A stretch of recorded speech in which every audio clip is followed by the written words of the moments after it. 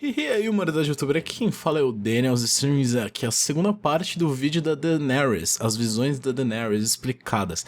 Caso vocês não tenham assistido aí ainda a primeira parte, vai estar o link na descrição, assistam porque senão o vídeo ainda realmente não vai fazer sentido algum. E antes de tudo eu gostaria de avisar que eu vou estar viajando aí, e eu só volto domingo, então vai estar esse vídeo postando na quarta, e eu provavelmente vou ter algum vídeo programado para sexta ou sábado, beleza? Então é isso aí galera, vamos lá. Com toda essa fixação pelo número 3 e por ela ser a criança de 3, dizem que ela está ligada com esse número, então voltam a profetizar. 3 montarias tem de montar, uma do sexo, uma do terror e uma do amor. Novamente a uma sendo a do amor.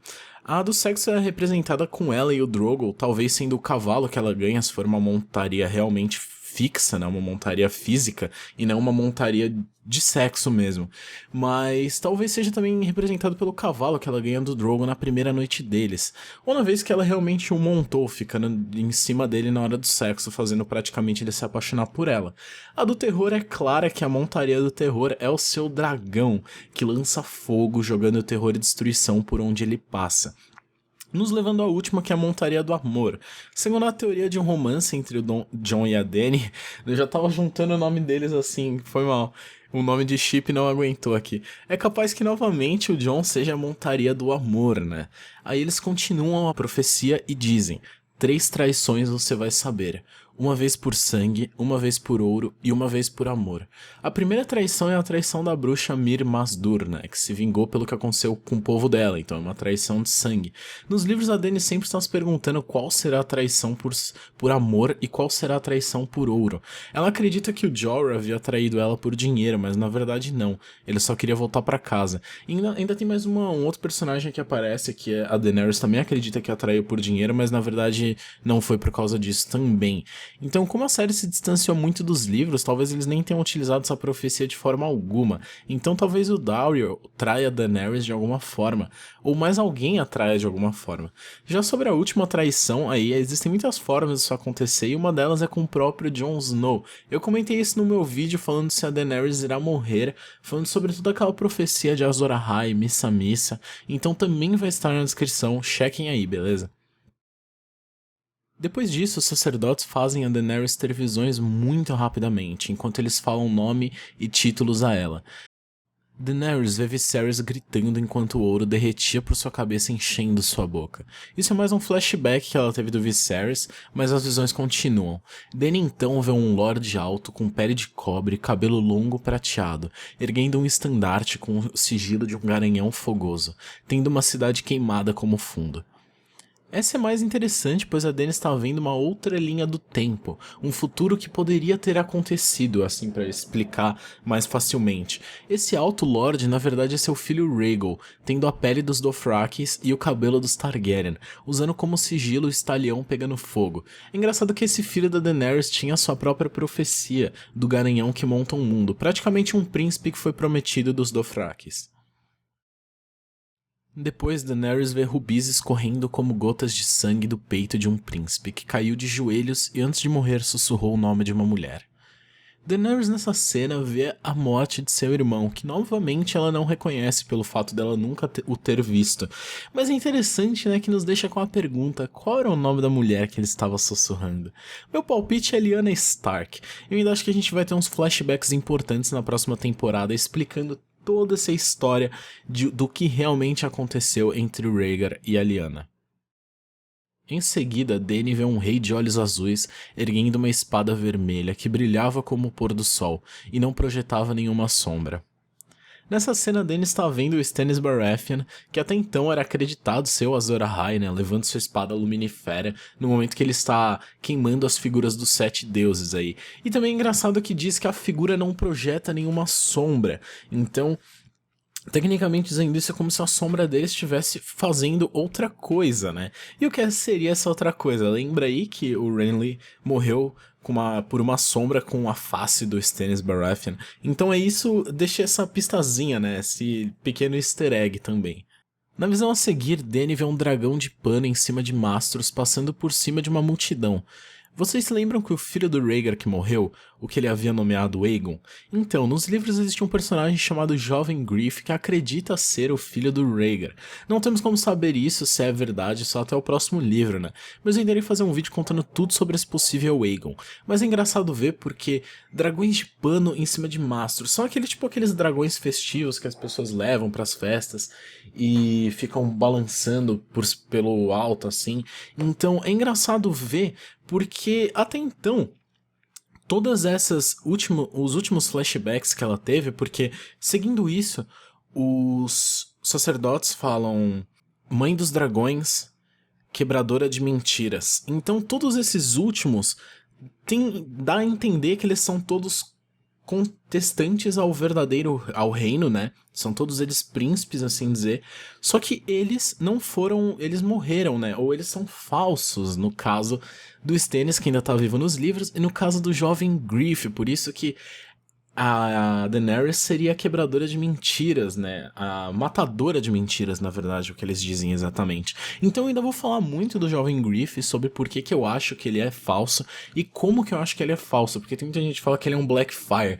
Eu nem acredito nisso, eu acredito mesmo que ele é só uma cria do Varys com o Illyrio e estão querendo colocar ele no trono. Mas enfim, isso fica pro meu vídeo. Continuando, Dany vê um grande animal de pedra levantando voo de uma torre fumegante, exalando chamas de sombras. Essa é uma visão um pouco complicada, mas talvez tenha alguma coisa com a Melisandre, que ela diz que ela consegue acordar dragões de pedra, principalmente aqueles dragões de pedra que tem em Dragonstone. Então não sei como que isso vai ser trabalhado, né? Se a Melisandre realmente consegue acordar dragões de pedra, ou se isso é na verdade só uma metáfora, né? Para coisas que a gente ainda vai ver. Os sacerdotes continuam dizendo a ela, dessa vez, como eu falei, né? Depois que ele vê essa visão da Melisandre, os sacerdotes dizem Mãe dos Dragões, matadora de mentiras. Talvez no caso, né, como eu disse, seja Daenerys a personagem a revelar alguma das mentiras que nós iremos descobrir. E aí as visões continuam. Nessa, Dany vê o cavalo que ela ganhou do Drogon se dirigindo até um riacho sombrio sobre um mar de estrelas. Depois ela vê um cadáver se erguendo à proa de um navio, de olhos brilhantes na face morta, lábios cinzentos sorrindo tristemente. Nos livros esse personagem pode ser muitos outros, desde o Victarion Greyjoy até o Jon Connington. Mas por que o Jon Connington? Porque o Jon Connington nos livros foi ele que pegou Grayscale, né? Aquele problema que o escama gris, que eu acho que o Jorah tá agora. E também pode ser o Victarion, porque o Victarion tá indo se encontrar com a Daenerys nos livros. Mas na série, se a gente for pegar isso pra usar como profecia pra série, esse é o Theon Greyjoy, vindo de um navio sorrindo tristemente com a sua face morta após tanta tortura nas mãos do Ramsay, que foi muito pior nos livros. Em seguida, Dany vê uma flor azul crescendo em uma rachadura em uma muralha de gelo, enchendo o ar com alegria. E essa é uma clara referência a Lyanna Stark e o seu filho que está na muralha, Jon. A flor azul é graças à coroa aí de rosas azuis que o Rhaegar havia presenteado, e a Lyanna sempre foi mencionada como tendo referências com a rosa azul, né? Então, presenteando o Jon também, que estava na muralha, e era uma flor azul crescendo na muralha de gelo. E até então, né, porra, nesse momento da série a gente não tem nenhuma pouco de revelação de quem realmente é, né, o filho da Lyanna Stark com o Rhaegar, e quem realmente são os pais do Jon, mas como na série isso já tá praticamente confirmado, é bem legal ver aí essa referência. E então os sacerdotes continuam e dizem, Mãe dos Dragões, Noiva do Fogo. Após isso, a Dany começa a ter várias mini-visões bem rapidamente. Primeiro ela vê sombras dançando dentro de uma tenda, elásticas e terríveis sombras. Depois ela vê uma menininha correndo descalça para uma grande casa com uma porta vermelha, seguida pela bruxa Mirri Maz Duur gritando nas chamas, com um dragão explodindo de sua testa. A próxima visão era de um homem nu ensanguentado sendo arrastado por um cavalo prateado, seguido por um leão branco correndo por pastos mais altos do que o homem. Talvez esse leão branco seja o Jaime, e o branco, né, por causa da guarda real, que ele não é mais ele tá vestindo um manto branco, ou o Tyrion, que também sempre teve o cabelo, nos livros pelo menos é dito que ele tem o cabelo mais claro de todos. Na série vamos pensar que o cabelo dele era que nem na primeira temporada, só que um pouquinho mais Daenerys, assim. E as outras visões aí que eu posso falar, a primeira é a visão que ela tem das sombras, no momento que a bruxa faz umas magia louca lá. A segunda, ela se vê, né, na frente da casa com a porta vermelha, a bruxa aí gritando nas chamas com o dragão explodindo, claramente para representar o nascimento dos dragões, e a visão do homem nu ensanguentado sendo arrastado pelo cavalo prateado é aquele homem que tentou envenenar a Daenerys, e ela levou ele arrastado pelo cavalo que ela ganhou do Drogo. A próxima visão é a sombra da Mãe das Montanhas em Vaz Dothraki. Uma fileira de velhas nuas saem de um grande lago e ajoelham-se, tremendo diante da Mãe dos Dragões, com a cabeça cinzenta inclinada. E essa é uma referência à cena que a Dany queima todos os caos, e até as calices viúvas se curvam diante da Mãe dos Dragões. É engraçado porque a gente não tem ainda essa cena nos livros, apenas na série, então talvez não seja assim realmente que aconteça, tá? Mas isso faz o maior sentido pelo que a gente viu na série. Depois ela tem a visão de 10.000 escravos a erguendo com suas mãos enquanto a chamavam de mãe, e todos gritando o mesmo, e os gritos correndo com o vento. Em seguida dessa cena é a cena que a Dany se livra aí do feitiço dos sacerdotes e vê que eles na verdade estão sugando e sugando toda a sua energia. E assim como acontece na série, ela manda aquele Dracarys e mata o sacerdote. Já na série a visão que nós temos é um pouco mais simples. Como vocês viram aí, mostra o grande salão do Trono de Ferro totalmente destruído e coberto por neve, dando a entender que talvez ela mesma destrua o salão do Trono de Ferro tentando dominá-lo, ou talvez a Cersei destrua o salão do Trono de Ferro com fogo vivo, mas eu não sei como é que isso vai acontecer, né? Mas é engraçado ver que ela realmente nunca chega a encostar no trono, virando sua atenção a algum barulho e em seguida ela vê a muralha da patrulha. Seguindo seu caminho, ela encontra o Drogo e o seu filho Rhaegal, mas ela sabe que aquilo é apenas uma visão e vai embora. Talvez nessa visão todos nós temos o que é mais importante aí de informação, né? Que a Dany não chegará mesmo a governar, não encostando no trono, virando seus olhos para o verdadeiro perigo que está vindo na muralha, e talvez isso faça ela dê a sua vida e reencontre o Drogo e o seu filho Rhaegal na pós-vida. Isso realmente é muito interessante, eu quero ver realmente como, porque profecias em Game of Thrones sempre foram levadas muito a sério, e tanto que tem a profecia também da Cersei, que eu irei comentar em outro vídeo.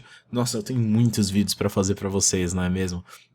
Mas é isso aí, galera, espero que vocês tenham gostado do vídeo, deu realmente muito trabalho pra fazer. Se vocês vieram até agora, depois de assistir a primeira parte, por favor, se vocês não deixarem o like de vocês, deixem aí, que ajudem muito na divulgação tanto do vídeo quanto do canal. Os vídeos não irão ser sempre assim, vale lembrar, a não ser que o assunto do vídeo peça para que ele seja grande. Eu vou ficando por aqui. Valeu, falou, até a próxima, galera, e fui!